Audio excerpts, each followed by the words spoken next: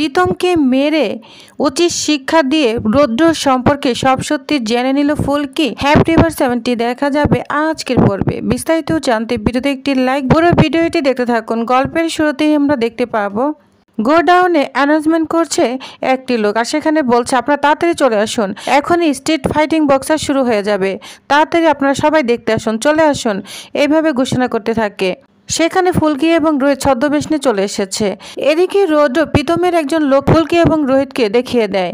তখন সেই লোকটি বলতে থাকে ওরা কি রিয়েল বক্সের নাকি? রৌদ্র বলছে হ্যাঁ। তখন ওই লোকটা বলতে থাকে এখানে কেন এসেছে, ওরা কি পুলিশের লোক? রৌদ্র বলছে না, পুলিশের লোক নয়, কিন্তু পুলিশ যে কোনো সময় এখানে চলে আসতে পারে, তোমাদের না এখানে হানাও দিতে পারে। আর ওরা না কোনো আর্মস অফেন্স নিয়ে না কোনো কথা বলতে আসেনি, ওরা এখানে এসেছে তোমাদের এখানে একটা লোককে শেষ করে দিতে, তাই না তোমাদেরকে সতর্ক করে দিচ্ছি, ওদেরকে না শেষ করে দাও, না হলে কিন্তু তোমরাই বিপদে পড়ে যাবে। তখন প্রীতমের লোক বলছে ওদের নাম কি? রৌদ্র তখন বলে দেয় ওর নাম হচ্ছে রোহিত রায়চৌধুরী আর ওর নাম হচ্ছে ফুলকি দাস। তো লোকটা ওদের নাম জেনে গিয়ে ওইখান থেকে চলে যায়। এদিকে রৌদ্র বলছে যাক বাবা, এবার নাই বক্সারগুলো রোহিত আর ফুলকিকে একদম ছিঁড়ে ফেলুক। তখন প্রীতমের ওই লোকটা যে অ্যানাউন্সমেন্ট করছে তার কানে গিয়ে বলে দেয় ফুলকি এবং রোহিতকে ইশারা করে দেখিয়ে দেয় এবং তাদের নামও বলে দেয় ঘোষণা করে দিতে, যেটা ফুলকি এবং রোহিত ফলো করতে থাকে।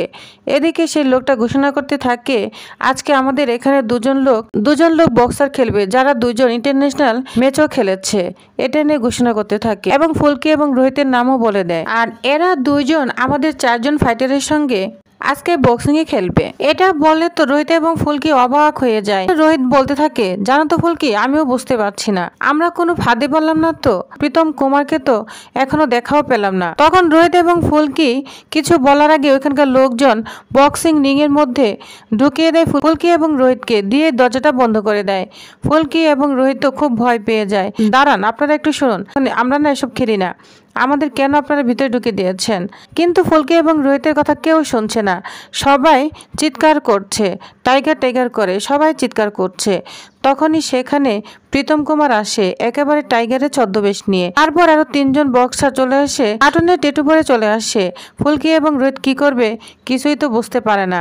তখন দুজনকে গ্লাভসও দিয়ে দেওয়া হয়। রোহিত তখন বলে ফুলকি তুমি গ্লাভসগুলো পরে নাও, তুমি অন্তত একজনকে সামলানোর চেষ্টা করো, আর আমি 3 জনকেই হ্যান্ডেল করছি। রোহিত এবং ফুলকি গ্লাভসগুলো পরে নেয়। তখনই সেই 4 জন বক্সার রোহিত এবং ফুলকিকে অ্যাটাক করতে থাকে। এদিকে ফুলকি এবং রোহিত শুধু মার খেয়ে যাচ্ছে, তারা কিছুই করতে পারছে না। এদিকে রৌদ্র দূর থেকে বলছে মনে হচ্ছে তোদের আর কোনো বাঁচার আশা নেই, তোরা এবার ঠিক মরে যাবি। কি করব বল ফুলকি দাস, তোকে তো আমি ভদ্রভাবে অনেকভাবে মারার চেষ্টা করেছি, কিন্তু তুই মরিসনি, এবার না তোদের দুজনকে একদম ছিঁড়ে ফুঁড়ে খাবে, তোরা এই বক্সিং রিং এর মধ্যে শেষ হয়ে যাবে।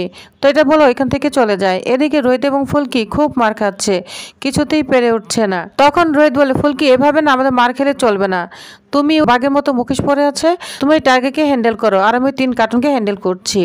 এদিকে রোহিত 3 জনকে খুব মারছে, অন্যদিকে ফুলকি ওই টাইগারটাকে অনেকভাবে মারতে মারতে একদম ছুঁয়ে দিয়েছে। তখনই রোহিত বুঝতে পারে ওর হাতে সেই রিংটাই রয়েছে যেটাতে বাজরেকে মেরেছে। তখন রোহিত বলে ফুলকি ওই হচ্ছে প্রীতম কুমার, আমি চিনতে পেরেছি, ওর হাতে সেই রিংটা রয়েছে যেটা দিয়ে বাজরেকে মেরেছে, ওই প্রীতম কুমার, ওকে একদম মারো, মারতে শেষ করে ফেলো।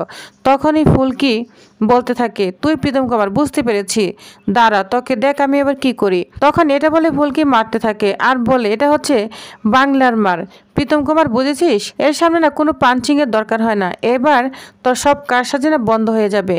ফুলকি তো এইভাবে প্রীতম কুমারকে অনেক মারছে, প্রীতম কুমার অজ্ঞান হয়ে গিয়েছে। ঠিক সে সময় এখানে অংশমান চলে আসে ফোর্স নিয়ে। অংশমান রোহিত ফুলকিকে দেখে বলছে তোমরা ঠিক আছো তো, তোমাদের জন্য তো আমার অনেক চিন্তা হচ্ছিল, তোমরা কি করে এই কুখ্যাত জায়গায় এলে বলো তো? ভাগ্যিস লাবণ্য ভয় পেয়ে আমাকে সব বলে দিয়েছে, তাহলে যে কি হতো কে জানে। তখনই রোহিত অংশমানকে সে প্রীতমকে দেখিয়ে দেয়, বলছে ওই হচ্ছে প্রীতম, নাকেলস পরে বাজরেকে মেরেছে। এদিকে আমাদের কাছে রিপোর্ট এসেছে যে কেউ হাতে নাকেলস পরে বাজরেকে খুন করেছে, এই প্রীতম কুমারী নাকেলস পরে বাজরেকে খুন করেছে, তুমি ওর হাতে দেখো নাকেলস এখনো পড়ে আছে। তখন অংশমান প্রীতম কুমারের হাতে গ্লাভসটা খুলতেই দেখে সত্যি সত্যি প্রীতম কুমারের হাতে নাকেলস। অংশমান তো দেখে বলছে, তোর মুখ থেকে আমি সত্যি বলাবই, বুঝতে পেরেছিস? এই বলে অংশমান প্রীতম কুমারকে ওখান থেকে টানতে টানতে নিয়ে যায়। তারপর দেখা যায় অংশমান প্রীতমকে থানায় এনে জেরা করতে থাকে। তখনই প্রীতম কিছুতেই কিছু স্বীকার করতে চায় না, বলে আমি কিচ্ছু জানি না, বিশ্বাস করুন, আমি তো বক্সিং করি, আমি খেলা দেখাই, আমি কেন কাউকে খুন করতে যাব। তখনই অনেকভাবেই জেরা করতে থাকে অংশমান, অনেক চেষ্টা করতে থাকে, অনেক মারধরও করতে থাকে প্রীতমকে, কিন্তু প্রীতম কিছুতেই স্বীকার করে না। তখনই রোহিত এবং ফুলকি অনেক টেনশন করতে থাকে। ফুলকি বলে, স্যার ও সবটা স্বীকার করবে তো? প্রীতম সবটা স্বীকার করবে? যদি স্বীকার না করে কে জানে কি যে হচ্ছে। যদি প্রীতম কিছু স্বীকার না করে তাহলে তো আমি আমার উপর থেকে খুনের চার্জটা কিছুতেই উঠাতে পারবো না। তখনই রোহিত বলে, ফুলকি তুমি একদম চিন্তা করবে না, ঠিক আছে, সব কিছু না ঠিক হয়ে যাবে, দেখবে। তখনই ফুলকি অনেক টেনশন করতে থাকে। এদিকে রোহিত ফুলকিকে জড়িয়ে ধরে এবং সান্ত্বনা দিতে থাকে।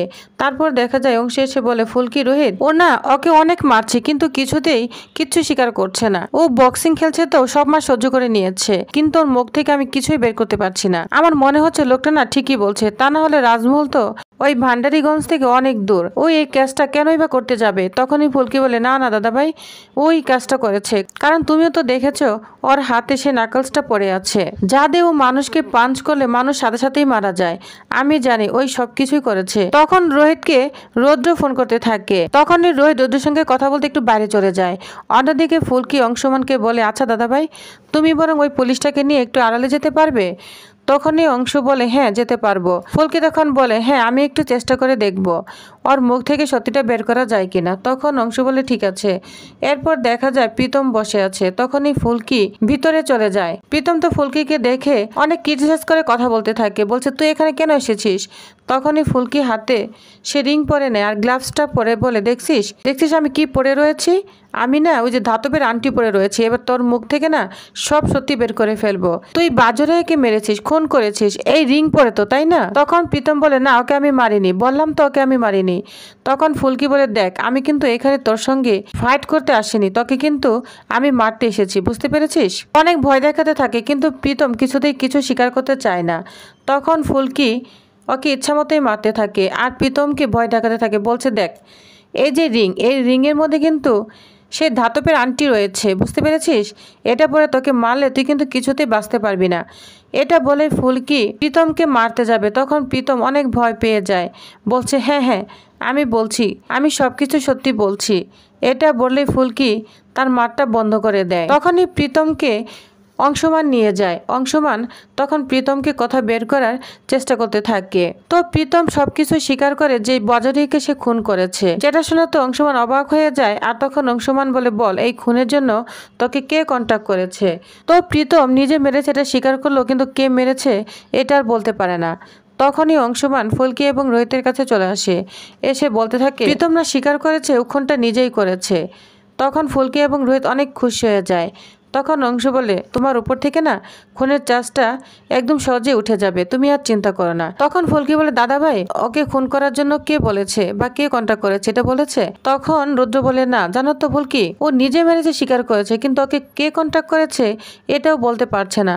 ও শুধু এটাই বলছে এই মারার কন্ট্যাক্টটা ফোন থেকে এসেছে, কিন্তু সে লোকটাকে সে বলতে পারছে না। যা শুনে ফুলকি এবং রোহিত অনেকটাই অবাক হয়ে যায়। তখনই রুদ্র রোহিতকে ফোন দেয়। রোহিত বলে, হ্যাঁ আমরা এক্ষুনি চলে আসছি, কারণ আমাদের কাজ হয়ে গিয়েছে, এখানে থাকার কোনো প্রয়োজন নেই, কারণ প্রীতম কুমার কনফেস করেছে। যা শুনে রুদ্র বলতে থাকে, কি কনফেস করেছে? যা শুনে রুদ্র অনেক ভয় পেয়ে যায় আর বলো, আমার নাম বলে দেনি তো? না না, ও আমার নাম কিভাবে বলবে, ও তো আমার নাম জানেই না, বা কেউ কে কন্ট্যাক্ট করেছে ও কিছুই বলতে পারবে না, তবুও আমাকে সাবধানে থাকতে হবে। এটা বলে রুদ্র খুব ভয় পেয়ে যায়। তো প্রিয়বাস, তাহলে আপনাদের কি মনে হয় এবার কি রোহিত পারবে রুদ্রের মুখোশ সবার সামনে আনতে? তো আপনাদের কি মনে হয় অবশ্যই জানাবেন। নেক্সট আকর্ষণীয় আপডেটটি পেতে অবশ্যই আমার সাথেই থাকুন। ধন্যবাদ।